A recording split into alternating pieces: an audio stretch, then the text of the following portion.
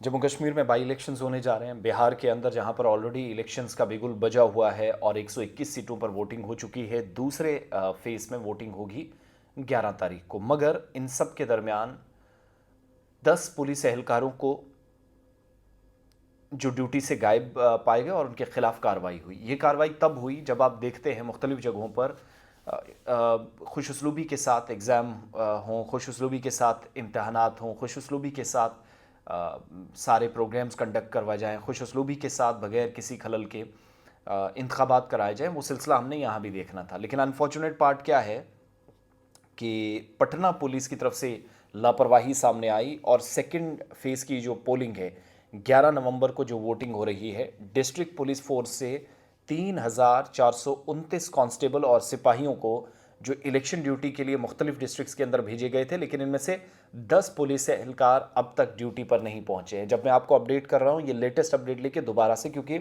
हमें जो जानकारी मिली कि नोटिस भी सर्व किए गए थे लेकिन कोई जवाब नहीं आया और इनमें से 10 पुलिस एहलकार अब तक ड्यूटी पर ना पहुंचने के बाद बाज़ाब्ता तौर पर हेडक्वार्टर ने इसका सख्त मौक़िफ़ इख्तियार करते हुए नोटिस लिया है।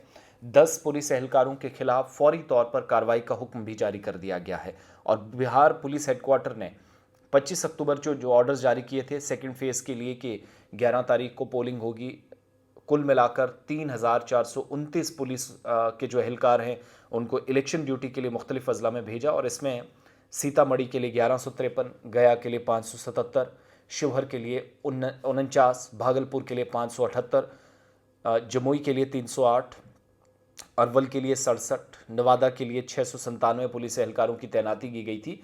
लेकिन सीतामढ़ी ज़िला जो है, यहाँ के 10 पुलिस एहलकार रिपोर्ट नहीं कर पाए। कुछ जवाब अभी तक कहीं से नहीं आया।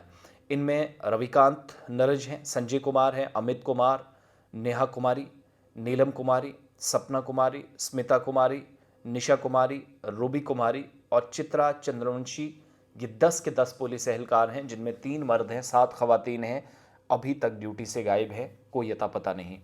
पुलिंग ड्यूटी पर अभी तक हिस्सा नहीं लिया, गैरहाजिरी को संगीन माना गया और पुलिस सुपरिटेंडेंट की तरफ से बाज़ाब्ता तौर पर तमाम की तनख्वाह रोकने का हुक्म दे दिया गया है और मुअत्तली, महकमाना कार्रवाई और एफआईआर दर्ज करने का अमल भी शुरू हो चुका है। यानी ये जो सेंट्रल रिक्रूटमेंट रूल्स के तहत बाज़ाब्ता तौर पर अगर इस दायरे में आते हो कि नॉर्मल खिलाफ वर्जी की है तो मुअत्तल किया जाता है, सस्पेंड किया जाता है, डिपार्टमेंटल इंक्वायरी की जाती है और एफआईआर दर्ज भी कभी कभार की जाती है। वो यहाँ पर शुरू हो गया और पुलिस हेडक्वार्टर ये कह रहा है कि हसास मामला है इलेक्शंस का, उसमें भी गफलत बर्दाश्त किसी भी तरीके से नहीं की जाएगी।